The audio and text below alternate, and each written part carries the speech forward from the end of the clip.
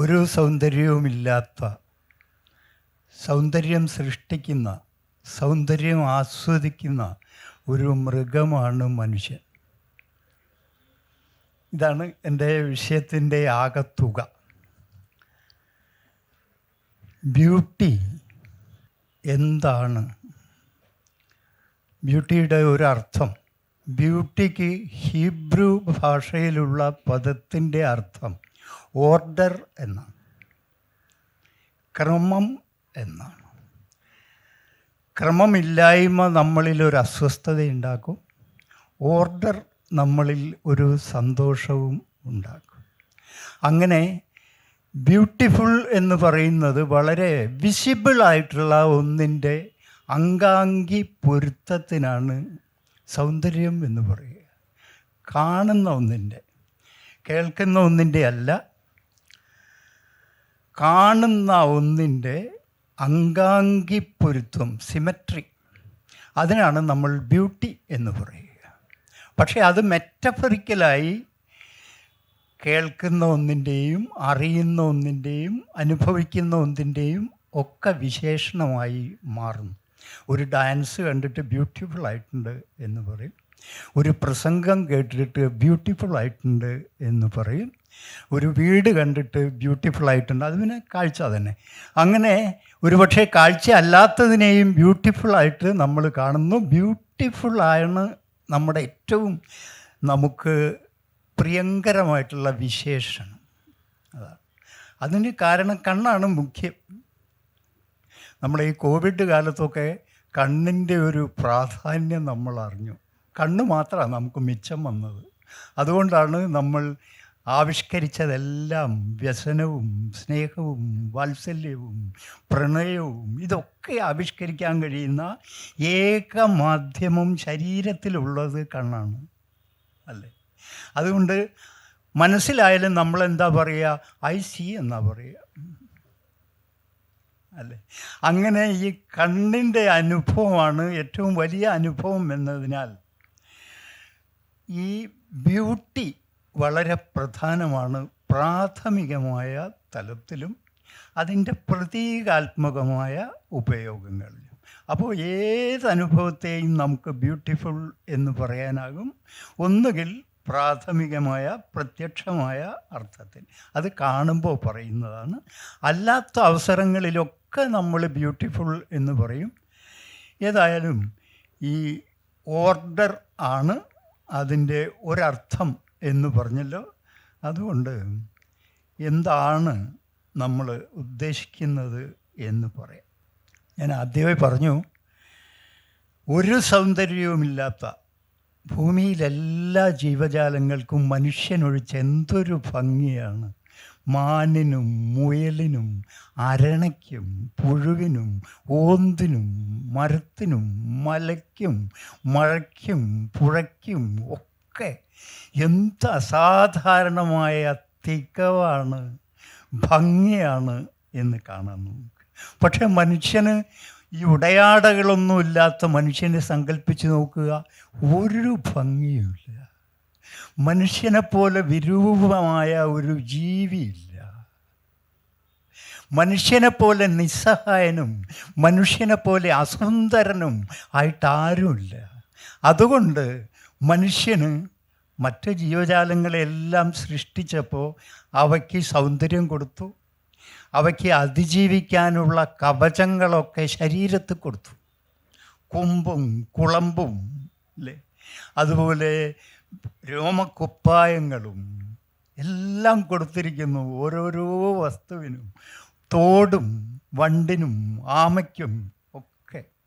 അതൊക്കെ അവർക്ക് സംരക്ഷണമാണ്. മഴയിൽ നിന്ന്, വെയിലിൽ നിന്ന്, എല്ലാവിധത്തിലുള്ള പ്രകൃതിക്ഷോഭങ്ങളിൽ നിന്നും സംരക്ഷണം ഈ ജീവജാലങ്ങൾക്കൊക്കെ കൊടുത്തിരിക്കുന്നു. അത് എപ്പിമെത്യൂസ് എന്ന് പറയുന്ന ദേവൻ്റെ പണിയായിരുന്നു എന്നാണ് പറയുന്നത്. ലോകസൃഷ്ടി കഴിഞ്ഞപ്പോൾ എപ്പിമെത്യൂസിനെയും പ്രൊമിത്യൂസിനെയും വിളിച്ചു. എന്നിട്ട് ഈ ജീവജാലങ്ങൾക്കൊക്കെ അതിജീവിക്കാൻ വേണ്ടതൊക്കെ നീ കൊടുക്കണമെന്ന് ഈ രണ്ടാളോടും പറഞ്ഞു. അങ്ങനെ എപ്പിമെത്യൂസ് മനുഷ്യൻ ഒഴിച്ചുള്ള എല്ലാ ജീവജാലങ്ങളുടെയും ചുമതല ഏൽക്കുകയും അവയെ സംരക്ഷിക്കുകയും ചെയ്തു. അവർക്ക് ഓരോന്നിനും വേണ്ട കവചങ്ങൾ കൊടുത്തു. അങ്ങനെ അവ സുഖമായിട്ട്, അവർക്കൊന്നും പഠിക്കാനില്ല, ഒന്നും അറിയാനില്ല, എല്ലാം അറിഞ്ഞ ശേഷമാണ് ഭൂമിയിലേക്ക് വരുന്നത്. നമ്മളാകട്ടെ നമ്മളെ ഒന്നും പഠിപ്പിച്ചില്ല, നമുക്കൊന്നും അറിഞ്ഞുകൂടാ, നമ്മൾ ശരീരത്തിൽ ശക്തരല്ല, നമുക്ക് ഇതുപോലെ ഒരു കവചം ഇല്ല, കവചമില്ലാത്തത് കൊണ്ട് സൗന്ദര്യവുമില്ല. അങ്ങനെ ആകപ്പാടെ നമുക്ക് നിസ്സഹായരായ നമ്മളെ എങ്ങനെ അതിജീവിക്കും? പ്രൊമിത്യൂസ് നമുക്ക് സ്വർഗത്തിൽ നിന്നും അഗ്നി എടുത്ത് തന്നു. ഈ ഫയറിൽ നിന്ന് നിങ്ങൾ സൃഷ്ടിക്കുക, ഈ പരിമിതികൾക്കെല്ലാമുള്ള മറുപടി എന്നാണ് പ്രൊമിത്യൂസ് നമ്മളോട് പറഞ്ഞത്.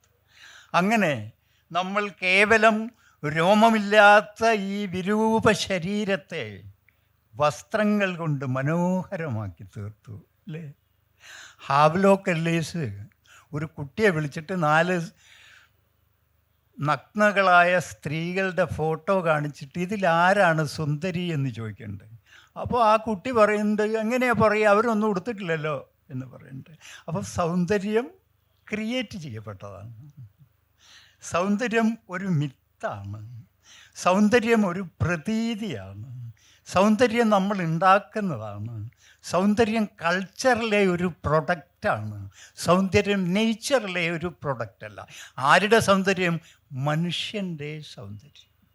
അപ്പോൾ ഇങ്ങനെ നമ്മൾ ഈ ശരീരത്തിൻ്റെ ഈ നിസ്സഹായതയിൽ നിന്ന് വസ്ത്രം ഉണ്ടാക്കി, ഈ പറഞ്ഞതുപോലെ വണ്ടിനെ പോലെയോ ആമയെപ്പോലെയോ ഒന്നും നമുക്കൊരു പുറന്തോടുമില്ല.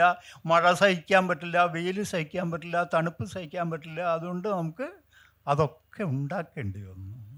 അതൊക്കെ നമ്മൾ സൃഷ്ടിച്ചു. വീടുകളുണ്ടായി, നമുക്ക് ഇതായി കാണുന്നതൊക്കെ ഉണ്ടായി, നമുക്ക് അങ്ങനെ ഉണ്ടായി. അവർക്ക് ഒച്ച മാത്രമാണ് കിട്ടിയിട്ടുള്ളത്, എല്ലാ ജീവജാലങ്ങൾക്കും. അത് അതിമധുരമാണ് പലതിൻ്റെയും ശബ്ദം, അല്ലേ? അപ്പം കുമാരനാശാൻ പറയണ്ടിങ്ങനെ, പാടിടേണ്ട കുയിലേ അനക്ഷരം. നളിനിയുടെ പാട്ട് കേട്ടിട്ട് ദിവാകരൻ പറയുകയാണ് കുയിലിനോട്, നീ പാടണ്ട, അത് അനക്ഷരമാണ് എന്ന്.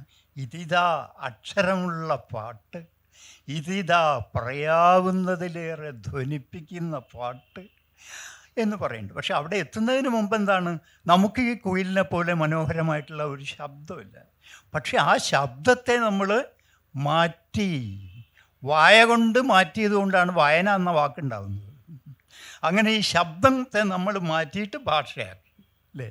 ഭാഷയാക്കിയപ്പോഴോ അതിൽ കവിതയാകാം, അതിൽ കഥയാകാം, അതിൽ പല ആവിഷ്കാരങ്ങളുമാകാം. അങ്ങനെയായിത്തീർന്നു.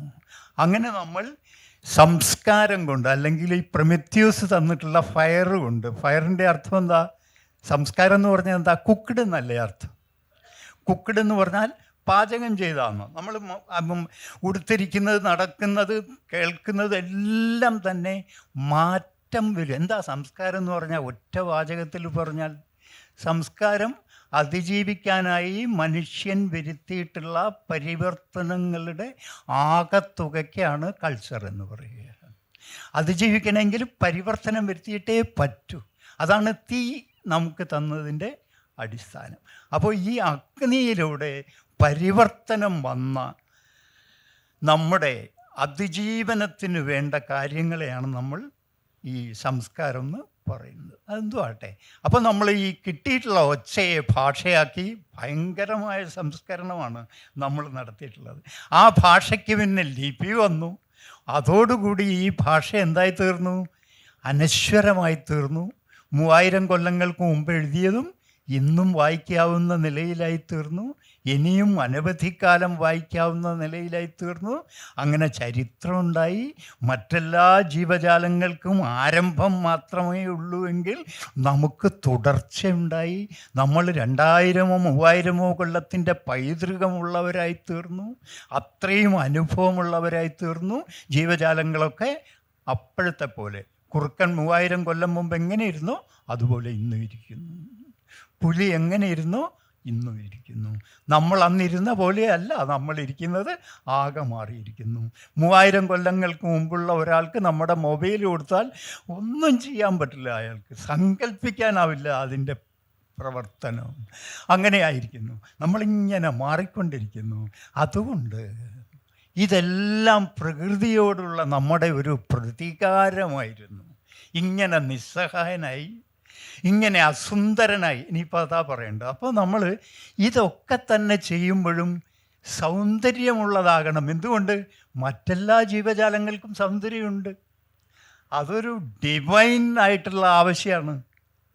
അപ്പോൾ ഈ സൗന്ദര്യത്തെ നമ്മൾ ചെയ്യുന്നതിലെല്ലാം ആവിഷ്കരിക്കാൻ തുടങ്ങി.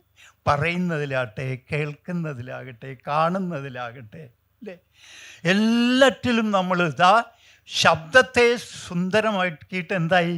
സംഗീതമാക്കി, അല്ലേ. ഭാഷയെ സുന്ദരമാക്കിയിട്ട് എന്തായി? കവിതയാക്കി, അല്ലേ. അങ്ങനെ ഇതാ നന്നായിട്ട് കളിക്കുന്ന, ഭംഗിയായിട്ട് കളിക്കുന്നവരെ നമുക്ക് എന്ത് ഇഷ്ടമാണ്, അല്ലേ. മെസ്സിയുടെയൊക്കെ ചലനങ്ങൾ എത്ര ഇഷ്ടമാണ് നമുക്ക്, അല്ലേ. ഇങ്ങനെ ഏതിലും സൗന്ദര്യം കാണിക്കുക എന്ന് പറയുന്നത് വളരെ പ്രധാനമായി തീർന്നു. സൗന്ദര്യത്തിൻ്റെ സൃഷ്ടിക്കാനും നമുക്കാകും, ആസ്വദിക്കാനും നമുക്കാകും. ഇതിലേതെങ്കിലും ഒന്നെങ്കിലും ആയിട്ടില്ലെങ്കിൽ നമ്മൾ മഹാ അസന്തുഷ്ടരായിരിക്കുകയും ചെയ്യും. ചെയ്യുന്നത് സൗന്ദര്യത്തോടു കൂടി ചെയ്യുമ്പോൾ നമ്മൾ അനുഭവിക്കുന്ന ഒരാനന്ദം ഉണ്ട്. അതെന്താ അതിന് കാരണം? ദൈവം എല്ലാറ്റിനെയും ക്രിയേറ്റ് ചെയ്തു, അപൂർണമായിട്ട് നമ്മളെയും ക്രിയേറ്റ് ചെയ്തു. എന്തുകൊണ്ട് അപൂർണം? ലക്കാനൊക്കെ പറയുന്നുണ്ട്, മനുഷ്യനെ ആവുന്നതിന് മുമ്പേ പ്രസവിച്ചതാണ് എന്ന് പറയും. അതുകൊണ്ട് അയാൾക്ക് പഠിച്ചാൽ തീരലേ ഇല്ല. ഒന്നും പഠിക്കുന്നില്ല, ഒന്നും പഠിക്കണ്ട. നമ്മളൊരു ലേണിംഗ് ആനിമലാണ്. 75 വയസ്സായാലും പഠിച്ചുകൊണ്ടേയിരിക്കും. നമ്മളൊരു ബിക്കമിങ് ആണ്, നമ്മളൊരു ബീയിങ് അല്ല. മറ്റുള്ളതെല്ലാം ബീയിങ് ആണ്. ഫിനിഷ്ഡ് പ്രൊഡക്ട്സ് ആയിട്ടാണ് അവർ ഭൂമിയിൽ വന്നിരിക്കുന്നത്. നമ്മൾ അൺഫിനിഷ്ഡ് ആണ്. അതുകൊണ്ട് ദുഃഖിതരാണ്, അതുകൊണ്ട് അസ്വസ്ഥരാണ്. അത് ഫിനിഷ്ഡ് ആവാൻ നമ്മളിങ്ങനെ പ്രയത്നിച്ചു കൊണ്ടിരിക്കും. അതിനാണ് ക്രിയേറ്റിവിറ്റി എന്ന് പറയുക. ആ ക്രിയേറ്റിവിറ്റി കൊണ്ട് മറ്റെല്ലാറ്റിനെയും ക്രിയേറ്റ് ചെയ്ത് പരിപൂർണമായിട്ട് ക്രിയേറ്റ് ചെയ്തു കഴിഞ്ഞു ദൈവം, അല്ലെങ്കിൽ പ്രകൃതി. നമ്മൾ ആ ക്രിയേറ്റീവ് പവറാണ് നമുക്ക് തന്നിരിക്കുന്നത്. മറ്റെല്ലാറ്റിനെയും ദൈവം സൃഷ്ടിച്ചതിന് ശേഷം ആ താക്കോല് ദൈവത്തിൻ്റെ കൈവശം വെച്ചു. നമ്മളെ സൃഷ്ടിച്ചതിന് ശേഷം ആ താക്കോല് നമ്മുടെ കയ്യിൽ തന്നു. നമ്മുടെ കയ്യിൽ തന്നതിൻ്റെ അർത്ഥം എന്താണ്? നമ്മൾ ക്രിയേറ്റ് ചെയ്യുക എന്നാണ് അർത്ഥം. അതുകൊണ്ട് എന്തെങ്കിലും ക്രിയേറ്റ് ചെയ്യാൻ കഴിയാത്ത ഒരു തൊഴിൽ മേഖലയും നിങ്ങളെ സന്തോഷിപ്പിക്കുകയില്ല. ചെയ്യുന്നത് തന്നെ ചെയ്തുകൊണ്ടിരിക്കുന്ന ഒരു പ്രവർത്തന മേഖലയും നിങ്ങളെ തൃപ്തിപ്പെടുത്തുകയില്ല. നമ്മളായിട്ട് എന്തെങ്കിലും വ്യത്യാസം വരുത്തണം, നമ്മളായിട്ട് മാറ്റം ഉണ്ടാക്കണം.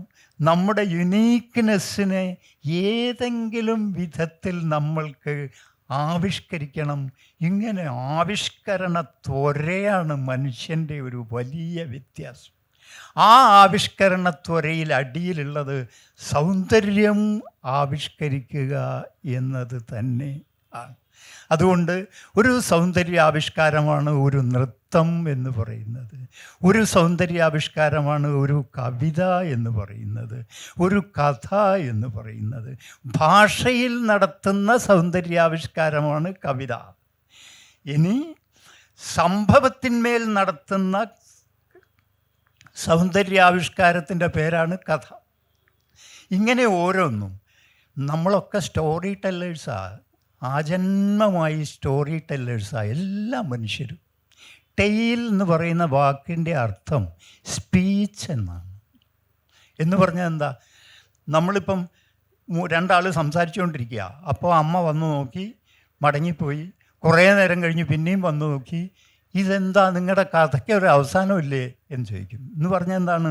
സ്പീച്ച് എന്ന് പറഞ്ഞാൽ കഥ എന്നാണ് അർത്ഥം എന്നാണ് നമ്മൾക്ക് മനസ്സിലാവുന്നത്. എന്താ അതിന് കാരണം? നമുക്ക് കഥ പറയാനേ അറിയൂ, സംസാരിക്കാൻ അറിഞ്ഞുകൂടാ എന്നതാണ്. എന്ന് പറഞ്ഞാൽ എന്താ അർത്ഥം?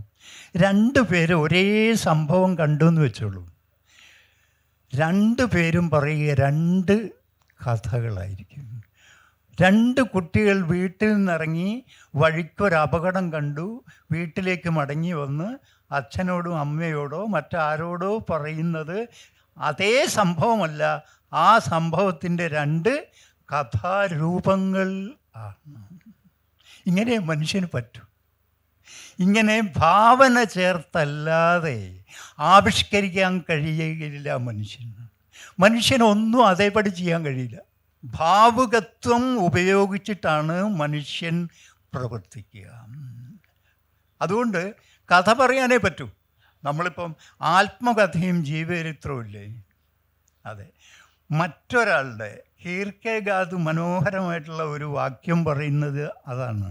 അതായത്, അവനവനെ ഒരാൾക്കും വസ്തുനിഷ്ഠമായി കാണാൻ സാധ്യമല്ല, അന്യനെ ഒരാൾക്കും ആത്മനിഷ്ഠമായി കാണാൻ സാധ്യമല്ല. എന്തൊരു വാക്യാണെന്ന് ആലോചിച്ച് നോക്കുക. അവനവനെ ഒരാൾക്കും വസ്തുനിഷ്ഠമായി കാണാൻ സാധ്യമല്ല. മറ്റൊരാൾ നമ്മുടെ ഒരു കുറവ് പറഞ്ഞാൽ ഒരിക്കലും നമുക്ക് അതിനോട് പൊരുത്തപ്പെടാൻ സാധ്യമല്ല. നമുക്ക് മറ്റൊരാളുടെ കുറവ് കൃത്യമായിട്ട് കാണാനും സാധിക്കും. വളരെ ഒബ്ജക്റ്റീവായിട്ട് മറ്റുള്ളവരെ നമുക്ക് കാണാൻ സാധിക്കും.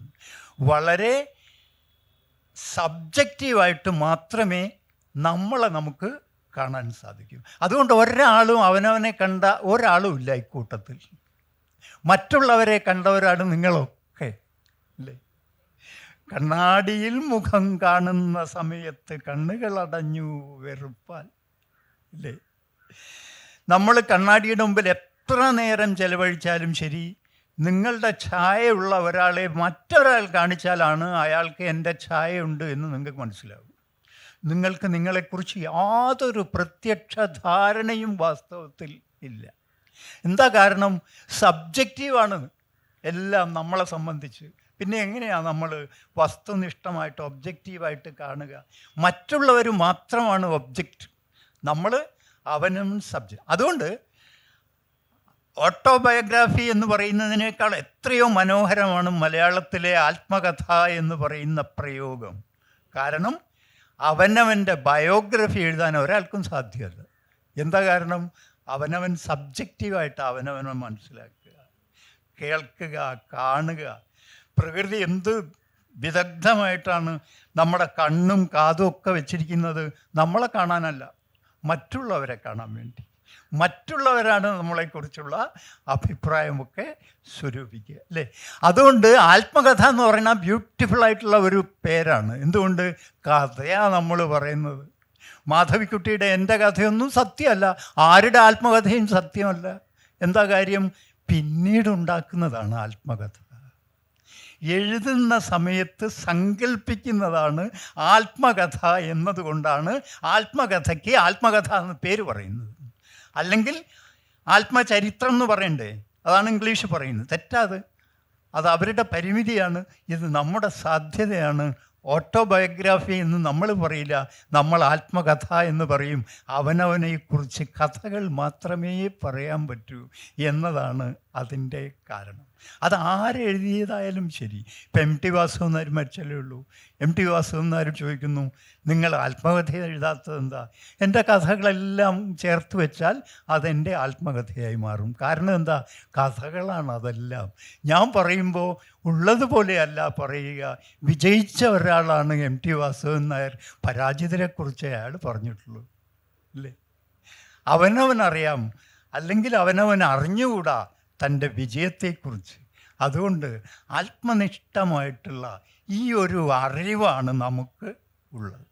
അപ്പോൾ അതെന്തായാലും, അപ്പോൾ എന്താ ഞാൻ പറഞ്ഞു വന്നതെന്ന് വെച്ചാൽ, കഥയും കവിതയും തമ്മിലുള്ള ഒരു വ്യത്യാസമാണ്. കഥ എന്ന് പറയുന്നത് ഓരോ സംഭവത്തിൻ്റെയും ഭാവന കലർത്തിയുള്ള പുനരാഖ്യാനത്തിനാണ് കഥ എന്ന് പറയുക. അതെൻ്റെ ജീവിതത്തെക്കുറിച്ച് ഞാൻ പറയുമ്പോഴും എന്താ അത്? ഭാവന കലർത്തിയിട്ടുള്ള പുനരാഖ്യാനമാണ്. വിശ്വാസ്യതയ്ക്ക് വേണ്ടി ചേർത്ത നുണകൾ കൂടാതെ ഒരാൾക്കും കഥ എഴുതാൻ സാധിക്കുകയില്ല. അല്ല, പിന്നെ ആത്മകഥ എഴുതാൻ സാധ്യമല്ല, കഥ പറയാൻ സാധ്യമല്ല. അല്ലെങ്കിൽ പറയുന്നതൊക്കെ കഥയായിത്തീർന്നു, ഹിസ്റ്ററി ഒരു സ്റ്റോറി ആയിത്തീരുന്നു. എൻ്റെ പക്ഷത്ത് നിന്ന്, അല്ലെങ്കിൽ എൻ്റെ ദർശനത്തിൻ്റെ പക്ഷത്ത് നിന്ന്, എൻ്റെ പ്രത്യയശാസ്ത്രത്തിൻ്റെ പക്ഷത്ത് നിന്ന് ഞാനൊരു കഥയുണ്ടാക്കുകയാണ് ചെയ്യുക. റിയലായിട്ട് നമുക്കൊന്നും ചെയ്യാൻ കഴിയില്ല. അതുകൊണ്ട് ഞാൻ വിചാരിക്കുന്നത് മിത്തിനാണ് കൂടുതൽ വിശ്വാസ്യത എന്നാണ്, ഹിസ്റ്ററിയേക്കാൾ. എന്തുകൊണ്ട്? ഹിസ്റ്ററിയും കഥയാണ്, മിത്തും കഥയാണ്. മിത്ത് ഉണ്ടാക്കുന്നവർ ഒരാളായിരിക്കില്ല, മിത്ത് ഉണ്ടാക്കുന്നവർ ഇത് കഥയാണ് എന്ന് അറിഞ്ഞുകൊണ്ടാണ്. ഹിസ്റ്ററി ഉണ്ടാക്കുന്ന ആൾ ഇത് വസ്തുതയാണ് എന്ന് തെറ്റിദ്ധരിച്ചുകൊണ്ടാണ്. ഇതാണ് വ്യത്യാസം. മിത്തിന് ഉൾക്കൊള്ളാൻ കഴിയുന്ന അത്ര വാസ്റ്റായിട്ട്, മിത്ത് അസാധ്യ ബ്യൂട്ടിഫുൾ ആയിട്ടുള്ള ഒന്നാണ്. ഇപ്പോൾ ഈ ഉൽപ്പത്തി കഥ, ചരിത്രം, ഉൽപ്പത്തി കഥ വിവരിക്കാൻ എത്ര വോള്യങ്ങൾ എടുക്കുമെന്ന് ആലോചിച്ച് നോക്കൂ. എന്താണ് ഉൽപ്പത്തി കഥ പറയുന്നത്? ഹണ്ടർ ആൻഡ് ഗാദറർ ആയിരുന്ന മനുഷ്യൻ കൃഷിയിൽ ഏർപ്പെടാൻ തുടങ്ങുന്നു. അയാൾ അതോടുകൂടി ഹണ്ടർ ആൻഡ് ഗാദറർ ആയിരിക്കാന്ന് വെച്ചാൽ സുഖമായ ജീവിതമാണ്, ഒരു പ്രശ്നവുമില്ല, ഒന്നിനെക്കുറിച്ചും ധാരണയില്ല. പഴങ്ങൾ ഉള്ള സ്ഥലത്ത് പോയിട്ട് പഴം കഴിക്കാം, മൃഗങ്ങൾ ഉള്ളിടത്ത് പോയിട്ട് മൃഗങ്ങളെ ഭക്ഷിക്കാം, അങ്ങനെ ആരും നിയന്ത്രിക്കാനില്ല. ആ കാലത്ത് കിട്ടിയിട്ടുള്ള സ്കെലിറ്റൻസ് ഇന്നത്തേക്കാൾ വളരെ ശക്തരായ മനുഷ്യരുടെ സ്കെലിറ്റൻസ് ആണെന്നാണ് ഗവേഷകന്മാർ പറയുന്നത്. ഹണ്ടർ ആൻഡ് ഗാദറർ ആയിരുന്നല്ലോ നമ്മൾ 99% കാലത്തും. ജീവിതത്തിൻ്റെ 99% നമ്മൾ ഹണ്ടർ ആൻഡ് ഗാദറർ ആയിരുന്നു. ദൈവത്തിനൊക്കെ വളരെ കുറച്ച് ആയുസേ ഉള്ളൂ. 1,00,000-ലധികം വർഷങ്ങൾ മനുഷ്യരായി തന്നെ നമ്മൾ ജീവിച്ചിട്ടുണ്ട്. ദൈവങ്ങൾ ജീവിക്കാൻ തുടങ്ങിയിട്ട് 3000-ഓ 4000-ഓ കൊല്ലമേ ആയിട്ടുള്ളൂ. പുതിയ പുതിയ ദൈവങ്ങൾ, അതിലും ചെറിയ ഇളയ ആളുകളാണ്. അവർക്ക് എന്ത് ഭൂതകാലത്തെക്കുറിച്ച് പറയാനാവുന്നില്ല. പക്ഷെ എന്താ ചെയ്യുക? നമ്മൾ വളരെ ക്രിയേറ്റീവ് ആയതുകൊണ്ട് നമ്മുടെ നിസ്സഹായതയിൽ നമുക്ക് ദൈവത്തെ സൃഷ്ടിക്കാതിരിക്കാൻ പറ്റുമായിരുന്നില്ല. വോൾട്ടയർ പറയുന്നുണ്ട്, ദൈവമില്ലെങ്കിൽ ദൈവത്തെ സൃഷ്ടിക്കും മനുഷ്യന്. കാരണം അത്ര നിസ്സഹായനാണ് അയാൾ. വരുമ്പരായികൾ അയാളെ ഭയപ്പെടുത്തുന്നു. അയാൾക്കൊരു മഹാസങ്കല്പം വേണം. മനുഷ്യന് ഇതിനപ്പുറത്ത് കാണാൻ കഴിയില്ല. അയാൾക്ക് ഇതിനപ്പുറവും കാണാവുന്ന ഒരാൾ വേണം. മനുഷ്യൻ അവൻ്റെ ജീവകാലത്തോളമേ ജീവിക്കാൻ പറ്റൂ. എല്ലാവരുടെ ജീവിതകാലത്തോളവും ജീവിക്കുന്ന ഒരു ശക്തിയുമായി ഐഡൻറ്റിഫൈ ചെയ്താലല്ലാതെ മനുഷ്യന് സ്വസ്ഥത കിട്ടുകയില്ല. ദൈവത്തെ സൃഷ്ടിക്കാതെ മനുഷ്യന് പറ്റില്ല. ദൈവം ആവശ്യപ്പെടുകയാണ് ഒരു ശൂന്യത നിറയ്ക്കാൻ വേണ്ടി. അങ്ങനെ ശൂന്യത പരിഹരിക്കാൻ വേണ്ടി നമ്മൾ ക്രിയേറ്റ് ചെയ്യുകയാണ്. മറ്റ് ജീവജാലങ്ങൾക്കൊന്നും ഈ പ്രശ്നങ്ങളില്ല, ശൂന്യതയില്ല. അതുകൊണ്ട് ഓന്തിൻ്റെ ദൈവമല്ല അയ്യപ്പൻ, നമ്മുടെ ദൈവമാണ് അയ്യപ്പൻ. അരണയുടെ ദൈവമല്ല, ചരാചരങ്ങൾ എന്നൊക്കെ പറയും, അതൊക്കെ ശുദ്ധ അസംബന്ധമോ ഭാവനയോ ഒക്കെയാണ്. നമ്മളെ മാത്രം, മനുഷ്യർക്ക് മാത്രമേ ദൈവമുള്ളൂ. അത് തന്നെ ഈ നിസ്സഹായത കൊണ്ട് ഉണ്ടായിട്ടുള്ള ഒരാളും ആണ്. അങ്ങനെ ഇരിക്കട്ടെ. അപ്പോൾ അതൊക്കെ തന്നെ മനുഷ്യന് ഈ സൗന്ദര്യം സൃഷ്ടിക്കാനുള്ള ശ്രമത്തിൻ്റെ ഭാഗമാണ്. ഞാൻ പറഞ്ഞു വന്നതല്ല, ഹിസ്റ്ററിയാണ് മനുഷ്യൻ്റെ ഈ ചരിത്രം രേഖപ്പെടുത്തിയിരുന്നത് എങ്കിൽ അതെന്തായി തീരുമായിരുന്നു? അനേകം വോള്യങ്ങൾ വേണ്ടിമായിരുന്നു. പക്ഷേ ബൈബിളിൽ അതിനൊരു ഖണ്ഡിക മതിയായി. എന്താണ്? ഉദ്യാനത്തിൻ്റെ പാലകനായിരുന്ന ആദാം, ഹവ്വ ദൈവത്തിൻ്റെ ആജ്ഞ ലംഘിച്ച് നമ്മുടെ ഈ ഇതിൻ്റെ പേര് തന്നെ ട്രീ ഓഫ് ലൈഫ് അല്ലേ, ട്രീ ഓഫ് നോളജ്, അതിൻ്റെ കനി തിന്നരുത്, ബാക്കിയൊക്കെ കഴിച്ചോളൂ എന്ന് പറയുന്നു.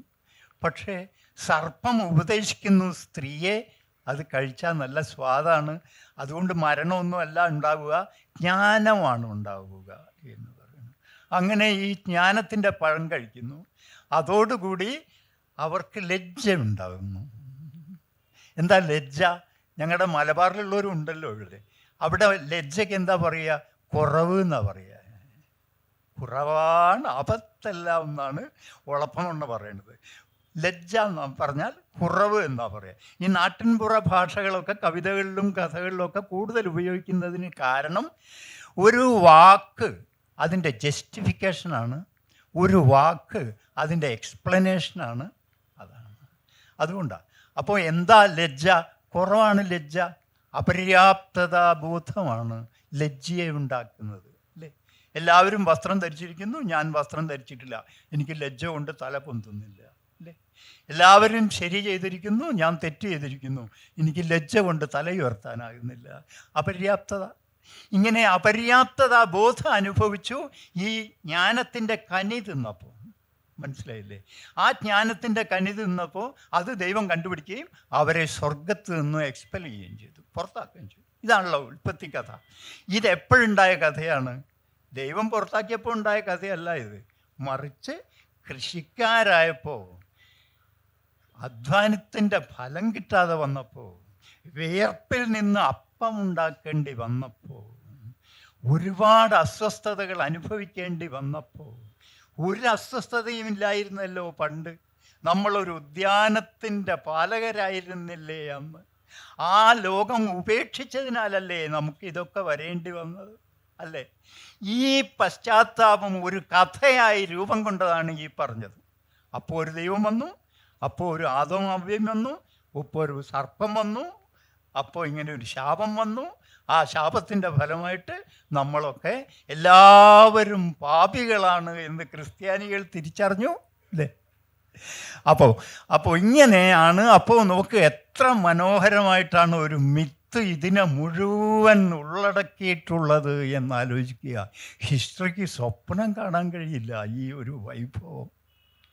മിത്തിന് മാത്രമേ ഇങ്ങനെ ലോകത്തെ പൂർണ്ണമായിട്ട് ഉൾക്കൊള്ളാൻ സാധിക്കൂ എന്നർത്ഥം. അങ്ങനെ ഈ മിത്തോളജി എന്ന് പറഞ്ഞാൽ എല്ലാം, പിന്നെ ഇപ്പം നമ്മുടെ മഹാബലിയെക്കുറിച്ചുള്ള മിത്താകട്ടെ, നോക്കൂ, ചെറുപ്പത്തിൽ നമ്മളൊക്കെ സത്യം മാത്രം പറഞ്ഞിരുന്ന ആളുകളാണ്, സമത്വം മാത്രം അറിഞ്ഞിരുന്ന ആളുകളാണ്. 4 വയസ്സായ എൻ്റെ കുട്ടി നുണ പറഞ്ഞപ്പോൾ എനിക്ക് മനസ്സിലായി അയാൾ മനുഷ്യനായി തുടങ്ങി എന്ന് മനസ്സിലായി.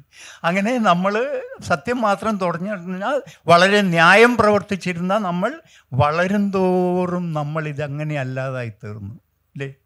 അങ്ങനെ ഈ സ്ഥിതിയുടെ ദൈവം എന്തു ചെയ്തു? നമ്മളിലെ ഈ മഹാബലിയെ ചവിട്ടിത്താഴ്ത്തി, അല്ലേ? വർഷത്തിലൊരിക്കൽ അയാളോട് വന്നോളാൻ പറഞ്ഞു എന്ന് പറഞ്ഞാൽ ഒരു പശ്ചാത്താപം നമ്മളിൽ അത് ഉണ്ടാക്കി എന്നാണ് അർത്ഥം. മഹാരാഷ്ട്രയിൽ ഈ അത്തം മുതലുള്ള ദിവസങ്ങളിലും ആളുകൾ നുണ പറയുകയില്ല പോലും.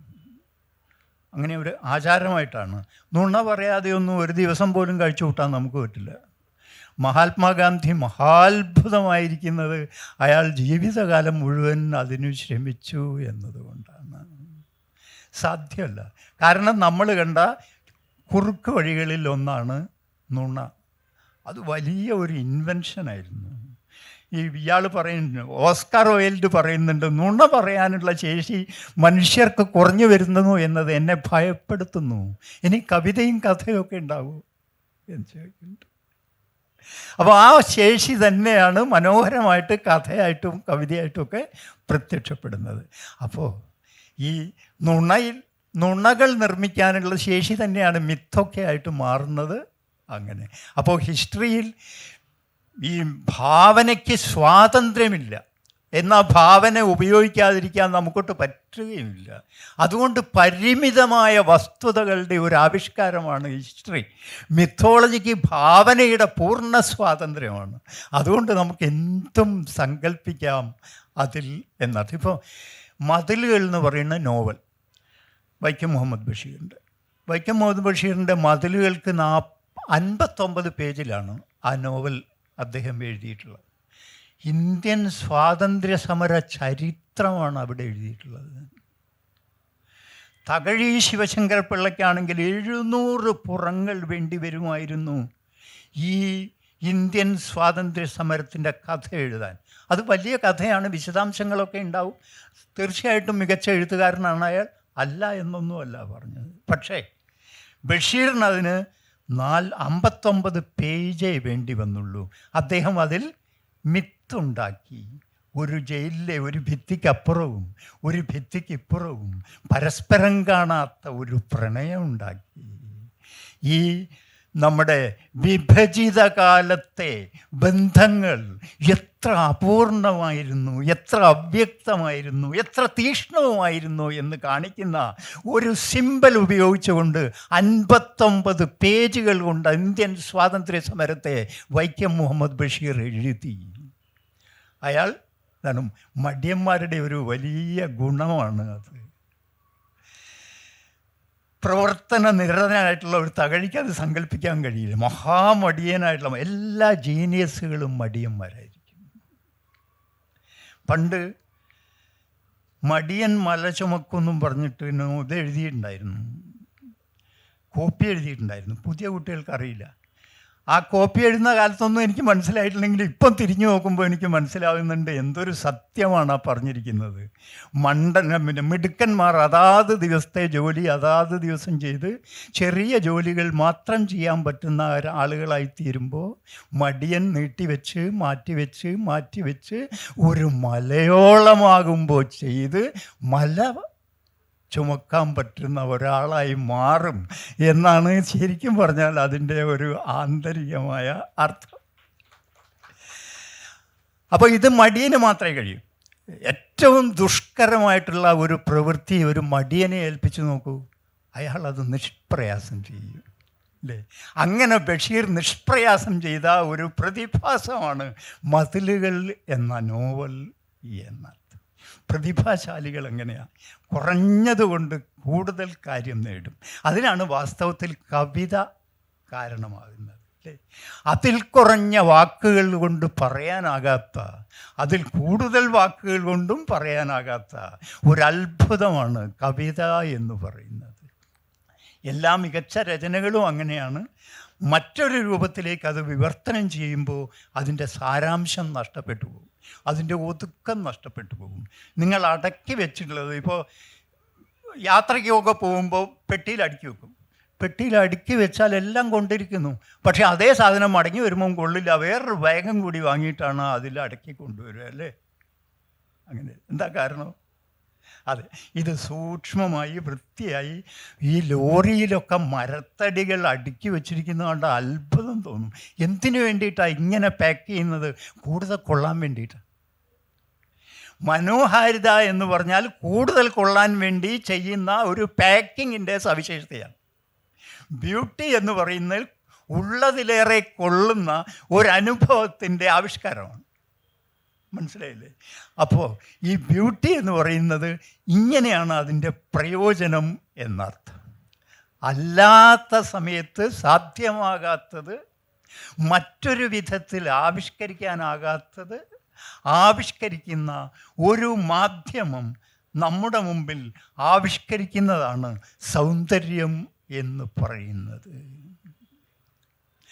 മനുഷ്യനെ ദൈവം സൃഷ്ടിച്ചത് സൗന്ദര്യമില്ലാതൊക്കെ ആണെങ്കിലും ഭയങ്കര ഇക്കോണമിയോടുകൂടിയാണ്. ഒരേ അവയവം കൊണ്ട് എന്തെല്ലാം പ്രവൃത്തികളാണ് നമ്മൾ ചെയ്യുന്നത്. ആലോചിച്ച് നോക്കിയാൽ മതി, സ്വന്തമായിട്ട് ആലോചിച്ച് നോക്കിയാൽ മതി. ഒന്നിനായിട്ടൊരു അവയവവും, ഒരേ ഒരു കാര്യത്തിനായിട്ട് ഒരവയവവും, ഒക്കെ പല പല അത്ഭുതങ്ങളാണ്. ഇപ്പോൾ ഈ ആർട്ടിഫിഷ്യൽ ഇൻ്റലിജൻസ് മനുഷ്യനെ തോൽപ്പിക്കും എന്ന് പറയുന്നതിൽ എനിക്ക് ഒരു വിശ്വാസവുമില്ല. കാരണം എന്താ? മനുഷ്യ ശരീരത്തിൻ്റെ ഉപയോഗങ്ങൾ നിരവധിയാണ്. ഇനിയും ആവിഷ്കരിച്ച് കഴിഞ്ഞിട്ടില്ലാത്ത വിധത്തിൽ അനന്തമാണ് മനുഷ്യ ശരീരത്തിൻ്റെ ഉപയോഗങ്ങൾ. അനന്തമായ ഒരു യന്ത്രത്തെ സൃഷ്ടിക്കാൻ മനുഷ്യന് സാധ്യമല്ല. മനുഷ്യനെ സൃഷ്ടിച്ച ഏതോ ശക്തിക്ക് മാത്രമേ സാധ്യമാകൂ. കാരണം മനുഷ്യൻ, ഉദാഹരണം, എന്തെല്ലാം ഉപയോഗം കൊണ്ടാണ്. ഈ ഉടലുകൊണ്ട് എനിക്ക് നൃത്തം ചെയ്യാം, ഈ വിരലുകൊണ്ട് എനിക്ക് കവിത എഴുതാം, എനിക്ക് സ്വപ്നം കാണാം, എനിക്ക് എന്തെല്ലാം ഓർമ്മകളുണ്ട് താലോലിക്കാൻ, എന്തെല്ലാം അനുഭവിക്കാം. എനിക്ക് ഒരു യന്ത്രത്തിനും ഒന്നും അനുഭവിക്കാൻ സാധ്യമല്ല. ഒരു പെയിൻ അനുഭവിക്കാൻ നമുക്ക്, ആനന്ദം അനുഭവിക്കാൻ നമുക്ക്, അല്ലേ? അതുകൊണ്ടല്ലേ നമ്മൾ ഈ ജീവിച്ചിരിക്കുന്നത്, അല്ലേ? ഈ ഒരു കഥയിൽ ഇങ്ങനെ, പേരിപ്പം കഥ പറഞ്ഞുകൊണ്ടിരിക്കുമ്പം കിട്ടും. അപ്പോൾ ഒരു കഥയിലൊരു കുറച്ച് പെൺകുട്ടികളിങ്ങനെ ഒരു ഡാൻസ് ചെയ്യുന്ന പെൺകുട്ടികൾ ഇങ്ങനെ സംസാരിച്ചുകൊണ്ടിരിക്കുക. ഒരു പെൺകുട്ടി സംസാരിക്കുക കൂട്ടുകാരിയോട്, എനിക്ക് ഒരിക്കലും തളരാത്ത ഒരു കൂട്ടുകാരനെ കിട്ടണമായിരുന്നു നൃത്തം ചെയ്യുമ്പോൾ. അപ്പോൾ ഇത് കേട്ട ഒരു ശാസ്ത്രജ്ഞൻ അവൾക്കായിട്ട് ഒരു ഡാൻസിങ് റോബോട്ടിനെ സൃഷ്ടിച്ചു. അതിമനോഹരമായിട്ടുള്ള വാക്യങ്ങളൊക്കെ പറയുന്ന ഒരു റോബോട്ട്, ഓരോ ചുവടും അസാമാന്യ മധുരമായി ചെയ്യുന്ന ഒരു റോബോട്ട്, അത്ഭുതകരമായി നൃത്തം ചെയ്യുന്ന ഒരു റോബോട്ട്. എന്നിട്ട് പിറ്റേന്ന് അയാൾ വന്നിട്ട് അവൾക്കിത് സമ്മാനിച്ചു. ഇതാ നീ ആഗ്രഹിക്കുന്നത് പോലെ ചുവട് വയ്ക്കുന്ന, നിനക്കൊപ്പം നൃത്തം ചെയ്യുന്ന, ഒരിക്കലും തളരാത്ത ഒരു റോബോട്ട് എന്ന് പറഞ്ഞു കൊടുക്കുന്നു. അത് പറഞ്ഞിട്ട് അയാൾ എങ്ങോട്ടോ പോവുകയും ചെയ്തു. അവൾ നൃത്തം തുടങ്ങി. ശരിയാണ്, ഒരു കൂട്ടുകാരനും ഇതുപോലെ അനായാസ സുന്ദരമായിട്ടുള്ള ചുവട് വയ്ക്കാൻ കഴിയുന്നില്ല. കാരണം എന്താ? ലോകത്തിൽ ഇതുവരെ ജീവിച്ച എല്ലാ നർത്തകരുടെയും നർത്തന സൗന്ദര്യം ഇണക്കി ചേർത്തിട്ടുണ്ട് ഇയാളുടെ ചുവടുകളിൽ. പക്ഷെ അതുപോലെ തന്നെ മനോഹരമാണ് ഇയാളുടെ വാക്കുകൾ. ഷേക്സ്പിയറൊക്കെയാണ് ഇയാൾക്ക് വാക്കുകൾ എഴുതി കൊടുത്തിട്ടുള്ളത്. ഇവളോട് ഇങ്ങനെ ആരെങ്കിലും സംസാരിച്ചിട്ടുണ്ടോ? അങ്ങനെ മധുരമായി സംസാരിച്ച്, അങ്ങനെ മധുരമായ ചുവട് വെച്ച് അവളെ അങ്ങനെ ഉത്തേജിപ്പിച്ചു കൊണ്ടിരുന്നപ്പോൾ സഹനർത്തകികളൊക്കെ അത്ഭുതപ്പെട്ട് അഭിനന്ദിക്കുന്നു അവളെ. പക്ഷേ അവൾ തുടരുകയാണ് നൃത്തം. മനുഷ്യ സ്ത്രീയല്ലേ, പരിമിതിയില്ലേ. കുറച്ച് കഴിയുമ്പോൾ അവളുടെ ചുവടുകൾ പിഴച്ചു തുടങ്ങുന്നു. അവൾക്ക് കേൾക്കാനുള്ള ശേഷി ഇല്ലാതായിത്തീരുന്നു. അവൾ ഈ യന്ത്രത്തിനോട് നിർത്താനോ താൻ തളരുന്നോ എന്നോ പറയാനുള്ള ശേഷിയില്ലാത്തവളാണ്. അതങ്ങനെ തുടർന്നുകൊണ്ടിരിക്കുന്നു. ഒരു രക്തക്കളത്തിൽ അത് അവസാനിക്കുന്നു. ഡാൻസിങ് വുമൺ എന്ന് പറയുന്ന ഈ കഥ വലിയ ഒരർത്ഥത്തിൽ ആർട്ടിഫിഷ്യൽ ഇൻ്റലിജൻസിൻ്റെ ആത്യന്തികമായ പരാജയത്തെ കാണിക്കുന്ന ഒരു കഥയാണ്. തീർച്ചയായിട്ടും നമ്മളെക്കാൾ വിദഗ്ധമായി അതിന് ചെയ്യാൻ സാധിക്കുന്നു. പക്ഷേ നമ്മളെക്കാൾ വിദഗ്ധമായിട്ട് ചെയ്യുമ്പോഴും എന്താ കുഴപ്പം? ഞാനിപ്പോൾ ഈ ഓട്ടോ സജഷൻ ഉപയോഗിച്ചിട്ടാണ് ഇതിൽ ഫോണിൽ കവിതയും നോവലും ഒക്കെ എഴുതുക. ഓട്ടോ സജഷൻ ഉപയോഗിച്ചാൽ വലിയ സുഖമല്ലേ? ദാ എന്ന് എഴുതിയാൽ മതി ധനം എന്നും പറഞ്ഞ് മുകളിൽ കണ്ടു അല്ലേ, എനിക്ക് പൂരിപ്പിക്കേണ്ട. കൂന്ന് എഴുതിയാൽ മതി കുറവ് എന്ന് പറഞ്ഞിട്ട് മുകളിൽ കണ്ടു. പിന്നെ ഊന്ന് എഴുതിയാൽ മതി ഉത്തരവ് എന്ന് പറഞ്ഞിട്ട് മുകളിൽ കണ്ടു. സുഖം. ഞാൻ വളരെ പെട്ടെന്ന് ഒരു ലേഖനം എഴുതി തീർക്കുന്നു. പക്ഷേ എന്താ കുഴപ്പം? ഊന് കഴിഞ്ഞിട്ട് ഞാൻ എഴുതാൻ ഉദ്ദേശിച്ച വാക്ക് ഉർവരത എന്നാണെങ്കിൽ ഈ യന്ത്രം സ്തംഭിച്ചു നിൽക്കുകയുള്ളൂ. അത് ഉദ്ദേശിക്കാത്ത ഒരു വാക്കാണെങ്കിൽ അത് സ്തംഭിച്ച് നിൽക്കുകയുള്ളൂ. അത് ഞാൻ നേരത്തെ എഴുതിയത് വായിച്ച് ഈ ലോഗരിതം സൃഷ്ടിച്ച, ഈ സിസ്റ്റം സൃഷ്ടിച്ച ഒരു വെക്കാബുലറി മാത്രമേ അതിനെന്നെ സഹായിക്കാൻ സാധിക്കൂ. ഞാൻ പുതുതായി ഒന്ന് എഴുതിയാൽ അത് പരാജയപ്പെട്ടു. പാസ്റ്റിലാണ് യന്ത്രങ്ങൾ ജീവിക്കുന്നത്. മനുഷ്യൻ്റെ പാസ്റ്റിലാണ് ജീവിക്കുന്നത്. അതിന് ഷേക്സ്പിയർ പോലെ എഴുതാനാവും. പക്ഷേ പുതിയ ഒരു എഴുത്തുകാരൻ, ഷേക്സ്പിയറിൻ്റെ വ്യാപ്തിയുള്ള ഒരാൾ, അയാളെക്കുറിച്ച് അതിന് സങ്കല്പിക്കാനേ സാധിക്കുകയില്ല. ഇതുവരെ കഴിഞ്ഞ ലോകത്തിൻ്റെ അനുഭവങ്ങൾ വെച്ച് അതിനെ സൂക്ഷ്മമായി ഉപയോഗപ്പെടുത്തി നിങ്ങളെ അമ്പരപ്പിക്കാൻ ഒരു യന്ത്രത്തിന് സാധിക്കും.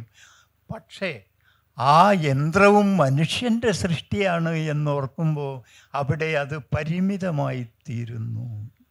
മാത്രവുമല്ല, ഞാൻ പറഞ്ഞതുപോലെ മനുഷ്യ ശരീരം എന്ന് പറയുന്ന അതിശയം ഇന്ന് വരെ ഒരു റോബോട്ടിന് നമ്മുടേതുപോലുള്ള കണ്ണ് കൊടുക്കാൻ ഒരു ശാസ്ത്രജ്ഞനും സാധിച്ചിട്ടേയില്ല. IC എന്ന് പറയുന്ന ഒരു കണ്ണ്, മനസ്സിലാക്കുന്ന ഒരു കണ്ണ്, ഉൾക്കൊള്ളുന്ന ഒരു കണ്ണ്, വാത്സല്യം കാണിക്കുന്ന ഒരു കണ്ണ്, പ്രണയമൊക്കെ നിറച്ചു വച്ചിരിക്കുന്ന ഒരു കണ്ണ് അതിന് സാധ്യമേ അല്ല. അത് നമ്മൾക്ക് ഭയമൊന്നും വേണ്ട. എന്ന് ഈ മനുഷ്യന് ഒരു കണ്ണുള്ള റോബോട്ടിനെ ഉണ്ടാക്കാൻ കഴിയും, അക്കാലം വരെ നമുക്ക് ബേജാറാകേണ്ട ഒരു കാര്യവുമില്ല. അത് പക്ഷേ സാധ്യമല്ല, ഇന്നത്തെ നിലയ്ക്ക് എന്തായാലും സാധ്യമല്ല. അതിനു മുമ്പ് അങ്ങനെയൊന്ന് സൃഷ്ടിക്കപ്പെട്ടിരിക്കണം. അത് ആവർത്തിക്കാൻ മാത്രമേ യന്ത്രത്തിന് സാധിക്കൂ. ആവർത്തിക്കുക മാത്രം ചെയ്യുന്ന പ്രവൃത്തിയാണ് നാം മെക്കാനിക്കൽ എന്ന് പറയുക. മെക്കാനിക്കലായിട്ടുള്ള നമ്മുടെ പ്രവൃത്തികൾ മുഴുവൻ യന്ത്രങ്ങൾ ചെയ്യുകയും ക്രിയേറ്റീവായിട്ടുള്ള നമ്മുടെ പ്രവൃത്തികൾ മുഴുവൻ ബാക്കി നിൽക്കുകയും യന്ത്രങ്ങൾ കാരണം മെക്കാനിക്കലായി ചെയ്തു വന്നിരുന്ന എല്ലാ ക്ലറിക്കൽ ജോബും ഇല്ലാതായിത്തീരുകയും മെക്കാനിക്കലായി തീർന്ന എല്ലാ പോലീസ് ജോലികളും ഇല്ലാതായിത്തീരുകയും സിഗ്നലൊക്കെ ഉള്ളപ്പം പിന്നെ ഇയാളെന്തിനാ ഇങ്ങനെ ഓരോരോ സ്ഥലങ്ങളിൽ നിന്നായി നാം പിന്തള്ളപ്പെടുകയും എന്നാൽ ക്രിയേറ്റീവായിട്ട് ചെയ്യുന്ന ജോലി കൂടുതൽ ആവശ്യമായി വരികയും ചെയ്യുന്ന മോസ്റ്റ് ക്രിയേറ്റീവായിട്ടുള്ള ഒരു കാലമാണ് യഥാർത്ഥത്തിൽ വന്നുകൊണ്ടിരിക്കുന്നത് എന്നാണ് അർത്ഥം. മനുഷ്യൻ്റെ സാധ്യതയിൽ സ്വപ്നമുണ്ടാക്കുക അല്ലെങ്കിൽ സാധ്യതയെക്കുറിച്ച് സ്വപ്നം കാണാൻ പ്രേരിപ്പിക്കുകയാണ് വാസ്തവത്തിൽ ചെയ്യുന്നത് ഈ റോബോട്ടും ആർട്ടിഫിഷ്യൽ ഇൻ്റലിജൻസും എല്ലാം തന്നെ. അതുകൊണ്ട് അത് ക്രിയേറ്റിവിറ്റിയുടെ ഒരു ഘട്ടത്തിലെ ആവിഷ്കാരമാണ്, സംശയമൊന്നുമില്ല. പക്ഷേ അതിൽ തീരുന്നില്ല നമ്മുടെ ക്രിയേറ്റിവിറ്റി. കാരണം എന്താ? ക്രിയേറ്റീവ് ആയിരിക്കുക എന്ന് ദൈവം അനുഗ്രഹിച്ച് വിട്ടതാണ് മനുഷ്യനെ. അങ്ങനെ ക്രിയേറ്റീവ് ആയിരിക്കുമ്പോൾ മാത്രമേ അയാൾക്ക് സന്തോഷം അനുഭവിക്കൂ. എന്തിനാ? ഈ കോവിഡ് കാലത്താണ് ഏറ്റവും കൂടുതൽ സ്ത്രീകൾ കവിതകളും കഥകളും ഒക്കെ എഴുതിയത്. ഏറ്റവും കൂടുതൽ ആളുകൾ ഈ ഷോർട്ട് ഫിലിമുകൾ ഉണ്ടാക്കുന്നത് ഒക്കെ. കോവിഡ് നമ്മളോട് പറഞ്ഞു ഷെയർ ചെയ്യരുത് എന്ന് പറഞ്ഞു. അയൽക്കാരനുമായിട്ടൊന്നും ഷെയർ ചെയ്യാൻ പാടില്ല, കൂട്ടുകാരായിട്ടൊന്നും ഷെയർ ചെയ്യാൻ പാടില്ല. ചരിത്രത്തിൽ മനുഷ്യർ ഏറ്റവും ഷെയർ ചെയ്ത കാലം ഇതായിരുന്നു. കഥകൾ ഷെയർ ചെയ്തു, സിനിമ ഷെയർ ചെയ്തു, തമാശ ഷെയർ ചെയ്തു, വീക്കെൻഡ് ഷെയർ ചെയ്തു. ഇങ്ങനെ ഷെയർ ചെയ്യാവുന്നത് ഇങ്ങനെ നിരന്തരമായി നമ്മൾ പാസ് ചെയ്തുകൊണ്ടേയിരുന്നു. ഒറ്റപ്പെടാൻ നിർബന്ധിക്കപ്പെട്ടപ്പോൾ നാം വലിയ സാമൂഹ്യാർത്ഥങ്ങളുള്ള ഒരു ജീവിയായി പരിണമിച്ചു. കാരണം എന്താ? ഈ ക്രിയേറ്റിവിറ്റിയുടെ അടക്കി നിർത്താനാവില്ല. അതിന് ഒരുവിധ നിയന്ത്രണങ്ങളും കൊണ്ടുവരാൻ സാധ്യമേ അല്ല. കാരണം ആ ക്രിയേറ്റിവിറ്റിയാൽ മനുഷ്യൻ സൃഷ്ടിച്ചതാണ് ലോകം. എർത്ത് എന്ന് പറയുന്നത് മനുഷ്യൻ സൃഷ്ടിച്ചതല്ല, അതാണ് ഭൂമി. ലോകം എന്ന് പറയുന്നത് മനുഷ്യൻ സൃഷ്ടിച്ചതാണ്. വേൾഡ് എന്ന് പറയുന്ന പദത്തിൻ്റെ ജർമ്മൻ പദം, അതിൻ്റെ റൂട്ട് മാൻ എന്നാണ്. എന്ന് പറഞ്ഞാലോ ലോകത്തിൽ അവർക്ക് ആധിപത്യം എന്നതുകൊണ്ടാണ്. അവരുടെ പാകത്തിന്, പുരുഷന്മാരുടെ പാകത്തിന് സൃഷ്ടിച്ചതാണ് എന്നതാണ്. അതിന് മാറ്റം വരികയാണ് ആദ്യമായി. കുറഞ്ഞ കാലം കഴിഞ്ഞാൽ കേരളത്തിലെ ടീച്ചർ എന്ന പണ്ട് നമ്മൾ അധ്യാപകരെ പറയുക അല്ലേ, അതൊരു കരിനാക്കായിപ്പോയി എന്നിപ്പോൾ നിങ്ങൾക്ക് മനസ്സിലാവും. 95% അധ്യാപകരും അധ്യാപികമാരാണ് ഇന്ന്. 5-6 വർഷം കഴിഞ്ഞാൽ കേരളത്തിലെ മുഴുവൻ കോളേജുകളിലും സ്കൂളുകളിലും അധ്യാപികമാർ മാത്രമേ ഉണ്ടാകൂ. ടീച്ചറായി തീർന്നു എന്ന് അർത്ഥം. അതുപോലെ ബ്യൂറോക്രസി, എല്ലായിടത്തും സ്ത്രീകളാണ് വരുവാൻ പോകുന്നത്. കാരണം എന്തുകൊണ്ട്? ഇപ്രാവശ്യത്തെ കലോത്സവമല്ലേ, പിന്നെ അതിൻ്റെ കവിതകളുടെയും കഥകളുടെയും ഒരു സമാഹാരത്തിന് ഞാനാണ് അവതാരിക എഴുതിയത്. അപ്പോൾ ഉള്ള ഒരു വലിയ തമാശ എന്തായിരുന്നു എന്ന് പറഞ്ഞാൽ 56 പെൺകുട്ടികളും 8 ആൺകുട്ടികളുമാണ് അതിൽ എഴുതിയിട്ടുള്ളത്. ആൺകുട്ടികൾ എഴുതിയിട്ടുള്ളത് അവരുടെ മിച്ചം വന്ന ഊർജം കൊണ്ടാണെങ്കിൽ പെൺകുട്ടികൾ എഴുതിയിട്ടുള്ളത് ഇതുവരെ ഉപയോഗപ്പെടാതിരുന്ന ഊർജം കൊണ്ടായിരുന്നു. അവരിപ്പോഴാണ് സ്വതന്ത്രരായിത്തീരുന്നത്. ഇതൊരു വലിയ മാറ്റമാണ്. ഇനി കുറഞ്ഞ കാലത്ത് നല്ല വളരെ കാലത്തേക്ക് ഏറ്റവും മികച്ച രചനകളൊക്കെ സ്ത്രീകൾ എഴുതാനാണ് സാധ്യത. പുരുഷന്മാർക്കത് കഴിയാതെ വരും. കാരണം അവരെന്ന് എഴുതാൻ തുടങ്ങിയതാ. അവർക്ക് എഴുതേണ്ടതൊക്കെ ഏതാണ്ട് തീർന്നു കഴിഞ്ഞു. ഇനി എഴുതാൻ തുടങ്ങാത്തവരുടെ എഴുത്താണ് ഉണ്ടാവുക. അതുകൊണ്ടാണ് ഇനി ദളിതരുടെ സാഹിത്യമൊക്കെയാണ് ഉണ്ടാവുക. ഇതുവരെ അവസരം കിട്ടാത്തവരുടെ അവസരങ്ങളാണ് ഉണ്ടാക്കുക. പക്ഷേ അപ്പോഴൊക്കെ എനിക്ക് പറയാനുള്ള ഒരു കാര്യം എന്താണ്? ബ്യൂട്ടി ഉണ്ടായിരിക്കണം. എന്താ ബ്യൂട്ടി എന്ന് പറയുന്നത്? ഉണ്ടായിരിക്കണം എന്ന് പറയുന്നു. ഇപ്പോൾ നിങ്ങൾ വരാവുന്ന ഒരു ചോദ്യത്തിന് വെറുതെ വഴിവരുന്നിടുകയാണ്. ഞാനിപ്പോൾ ഇവിടെ എല്ലാ ഫെസ്റ്റിവലുകളും ധാരാളം ആളുകളെ ആകർഷിക്കുന്ന 2-3 ലക്ഷം പുസ്തകങ്ങൾ ചെലവഴിച്ചുകൊണ്ടിരിക്കുന്ന ചില പുസ്തകങ്ങളുണ്ട് അല്ലേ?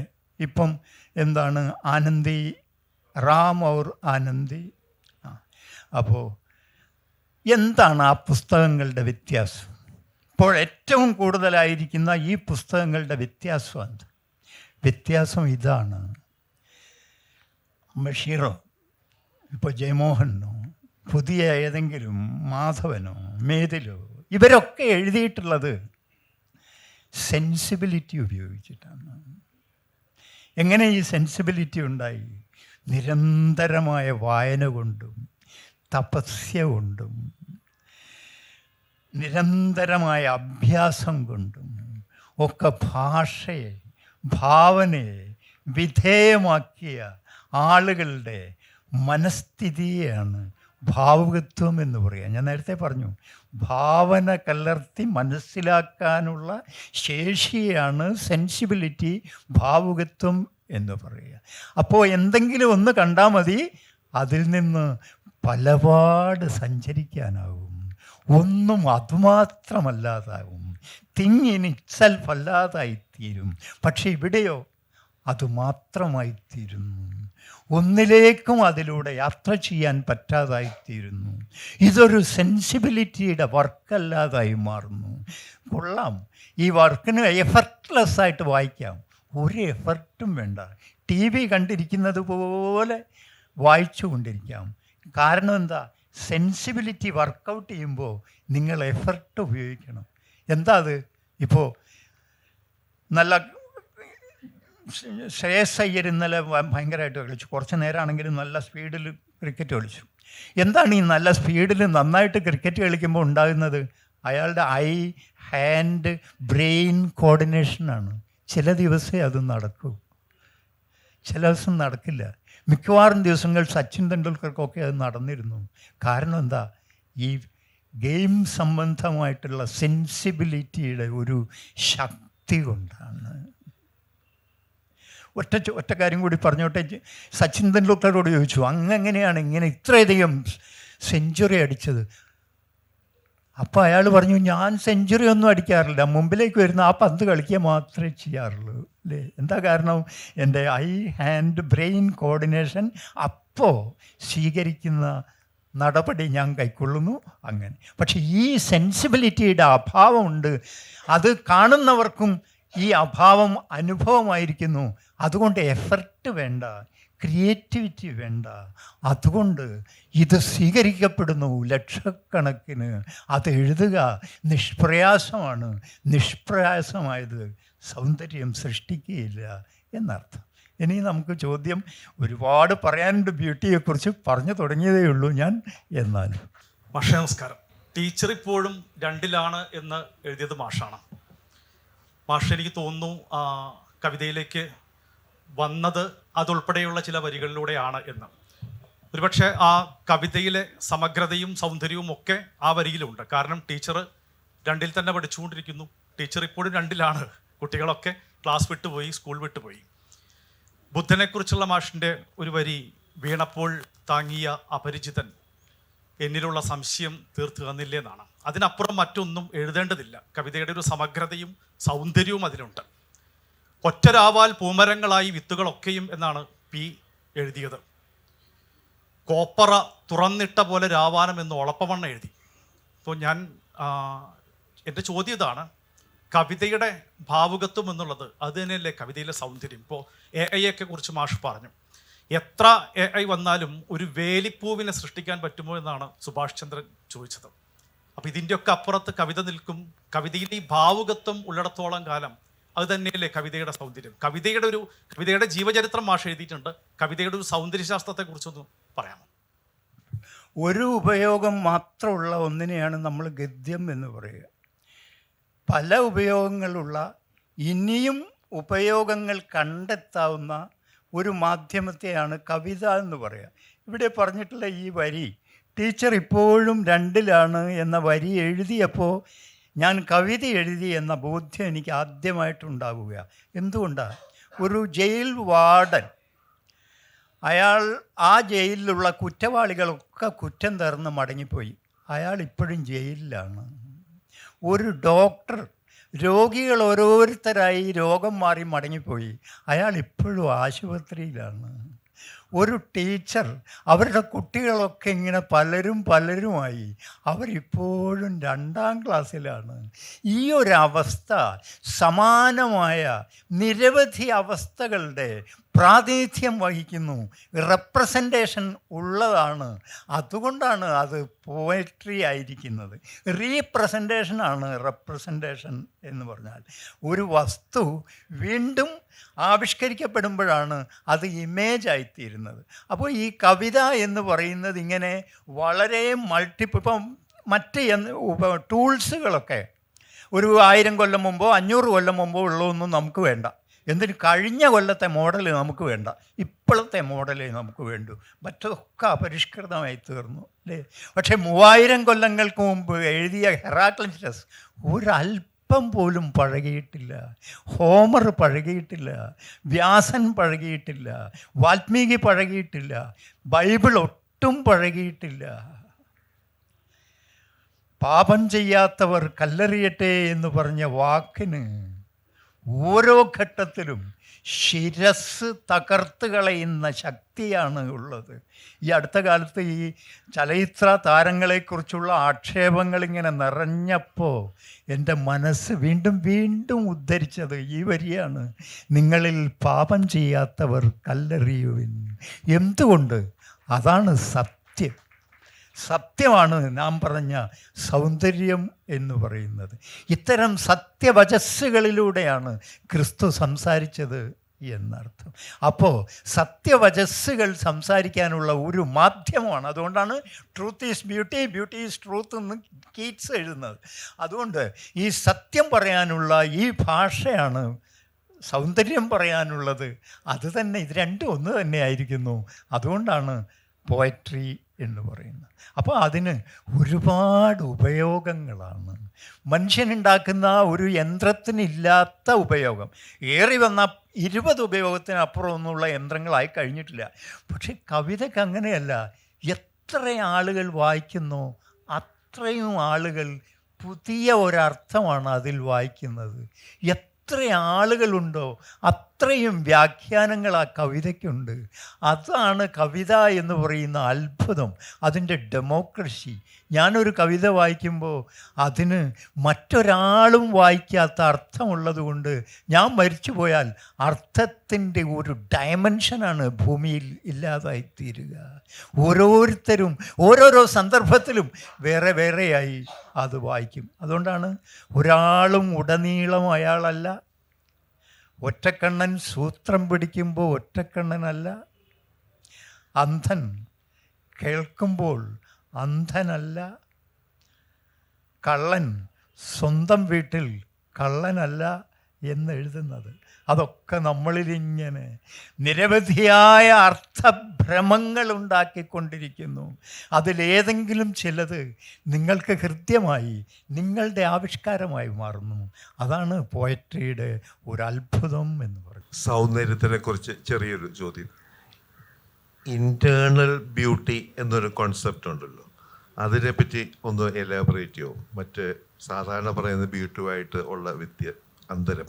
ഒരു പക്ഷേ ഈ ബ്യൂട്ടി, എക്സ്റ്റേണൽ ബ്യൂട്ടി സൃഷ്ടിക്കുന്നതാകാം ഇൻറ്റേർണൽ ബ്യൂട്ടി എന്ന് പറയുന്നത്. അപ്പോൾ കണ്ടും കേട്ടും ഒക്കെ നമ്മളിൽ നിറയുന്ന ഒരു സൗന്ദര്യാനുഭവമുണ്ട്. അത് പിന്നെ പ്രയോഗക്ഷമമായി തീരുന്നു. അത് ഈ സത്യത്തിലും നീതിയിലും ഒക്കെയുള്ള ഒരു വിശ്വാസമായിട്ടൊക്കെ മാറുന്നു. അങ്ങനെ മാറുമ്പോഴും നാം ഈ ലോകത്തിൻ്റെ ഒരു സൗന്ദര്യത്തെ നിഷേധിക്കാതിരിക്കുക ചെയ്യുന്നത്. സൗന്ദര്യം ആസ്വദിക്കണമെങ്കിൽ നിങ്ങൾക്ക് സൗന്ദര്യബോധം വേണമല്ലോ, അത് ഇൻറ്റേർണലാണ്. നിങ്ങൾക്കൊരു സൗന്ദര്യം ആസ്വദിക്കാൻ കഴിയണമെങ്കിൽ നിങ്ങൾക്ക് സൗന്ദര്യബോധം ഉണ്ടാകണം, അത് ഇൻറ്റേർണലാണ്. അപ്പോൾ ഒരുപക്ഷെ കുഞ്ഞായിരിക്കുമ്പോൾ എക്സ്റ്റേണലായിരുന്നതൊക്കെ കാലാന്തരത്തിൽ ഇൻറ്റേർണലായി തീർന്ന് നമ്മളിൽ, അതുകൊണ്ടാണ് ഭാവുകത്വം വികസിക്കുന്നത്, ഭാവുകത്വം വളരുന്നത്. നമ്മളിങ്ങനെ വളർന്നുകൊണ്ടിരിക്കുക, നമ്മുടെ ഈ മനസ്ഥിതി അതുപോലെ ഇല്ലാതായും കൊണ്ടിരിക്കാം, ഈ ഇൻറ്റേർണൽ ബ്യൂട്ടി ഇല്ലാതെയും ആകാം. അപ്പോൾ ഏതായാലും ബ്യൂട്ടിയെ തിരിച്ചറിയാൻ നിങ്ങളെ സഹായിക്കുന്നത് ഈ ഇൻറ്റേർണൽ ബ്യൂട്ടി ആണ്. അതിൻ്റെ ഒരു വിശകലനമാണ് ഞാൻ തുടക്കത്തിൽ നടത്തിയത്. പ്രസംഗത്തിൻ്റെ തുടക്കത്തിലായതുകൊണ്ട് അതങ്ങോട്ട് പാകത്തിന് വീണില്ല എന്ന് മാത്രമേ ഉള്ളൂ. ഈ ഓർഡറാണ് നിങ്ങളുടെ ഈ മനസ്സമാധാനമായി. പെർഫെക്റ്റ് ടൈം എന്ന് പറഞ്ഞിട്ട് അസാധ്യമായിട്ടുള്ള ഒരു സിനിമയുണ്ട്, പെർഫെക്റ്റ് ടൈം. ഇപ്പം അടുത്തൊക്കെ എല്ലാവരും കണ്ടുകൊണ്ടിരിക്കുന്ന ഒരു ജർമ്മൻ ചലച്ചിത്രകാരൻ്റെ സിനിമ. അപ്പോൾ അതൊരു തൂപ്പുകാരൻ ജോലി ചെയ്യാൻ പോവുക, നഗരത്തിൽ പോയിട്ട് അയാൾ തൂപ്പുവേല ചെയ്യുക. പക്ഷേ അസാധാരണമായ പൂർണ്ണതയോടെയും കൃത്യതയോടെയാണ് അത് ചെയ്യുക. ഓരോ വീട്ടിലും ചെല്ലുമ്പോൾ അഴുക്ക് നിറഞ്ഞ വസ്ത്രങ്ങൾ, തുറന്നിട്ട പിന്നെ ടാപ്പുകൾ, അതൊക്കെ അടച്ച് അതൊക്കെ വൃത്തിയാക്കി അങ്ങനെ വരുമ്പോൾ ക്ലീൻലിനെസ് എന്ന് പറയുന്ന ഒന്ന് അനുഭവിക്കും നമ്മൾ. ആ സിനിമ അസാധ്യമാണ്, ആ സിനിമ. അപ്പോൾ അങ്ങനെ ഒരു ക്ലീൻലിനെസ് അനുഭവിക്കണമെങ്കിൽ അയാളിലൊരു ഇൻറ്റേർണൽ ക്ലീനർ ഉണ്ടാകണം. ഗാന്ധിയിൽ അതുണ്ടായിരുന്നു. അതുകൊണ്ട് ആളുകൾ തെറ്റിദ്ധരിക്കും കസ്തൂർബ ഗാന്ധിയെ ശിക്ഷിച്ചു. അങ്ങനെയല്ല. ഈ ക്ലീൻനെസ്സിനെ കുറിച്ചുള്ള അവെയർനെസ് കസ്തൂർബ ഗാന്ധിക്ക് ഇല്ലാതെ പോയതിനാലാണ് ആളുകൾ അവരുടെ പക്ഷം ചേർന്നും അവരും പ്രതിഷേധിച്ചത്. ഗാന്ധി കണ്ടത് ഈ ഇൻറ്റേർണൽ ക്ലീൻനെസ്സിൻ്റെ മനോഹാരിത ആയിരുന്നു.